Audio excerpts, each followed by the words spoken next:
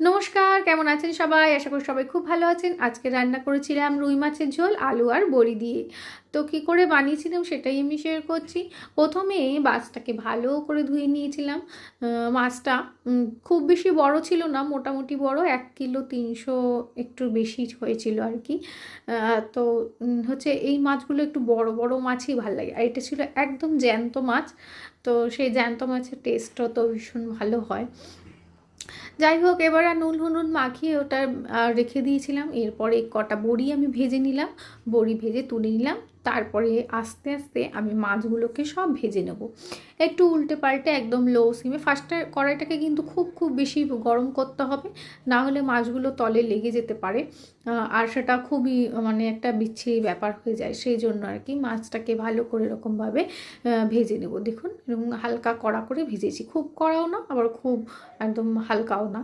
তো ভেজে তুলে নিলাম। এরপরে দিয়ে দিলাম আলুগুলো, এরকম লম্বা লম্বা করে কেটে রাখা আলু, নুন আর একটু হলুদ দিয়ে ভালো করে এটাকেও ভেজে নেব।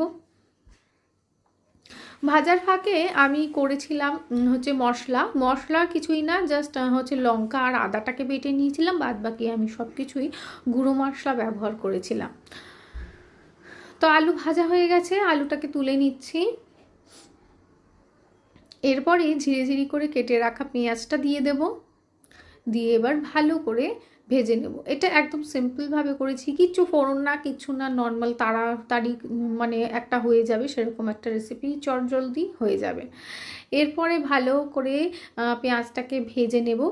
পেঁয়াজটা যখন এরকম ব্রাউন কালার হয়ে যাবে তখন ওই বাটা মশলাটা দিয়ে দেব, দিয়ে একটু নেড়ে চেড়ে জলটা যখন একটু শুকিয়ে আসবে তখন আস্তে আস্তে সমস্ত গুঁড়ো মশলা দিয়ে দেবো, দিয়ে এটাকে ভালো করে কষিয়ে নেব।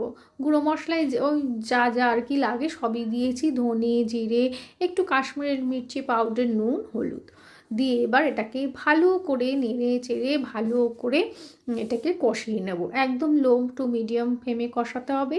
আর একটু অল্প একটু জল দিয়ে দেবো, কারণ শুকনো মশলা দিয়েছি। তো আপনারা চাইলে শুকনো মশলাটা আগে বাটির মধ্যে জলে গুলেও দিতে পারেন, কিন্তু আমি হচ্ছে এইভাবেই করি, কড়াইয়েই ডিরেক্ট করে নিই আর কি।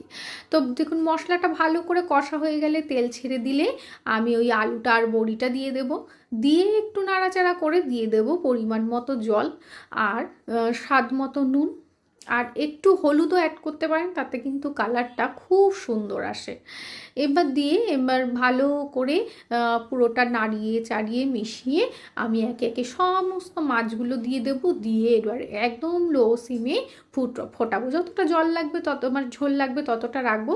দেখুন এটা হলো আমার মাছের ফাইনাল লুক। কেমন হয়েছে অবশ্যই জানাবেন। সবাই ভালো থাকবেন।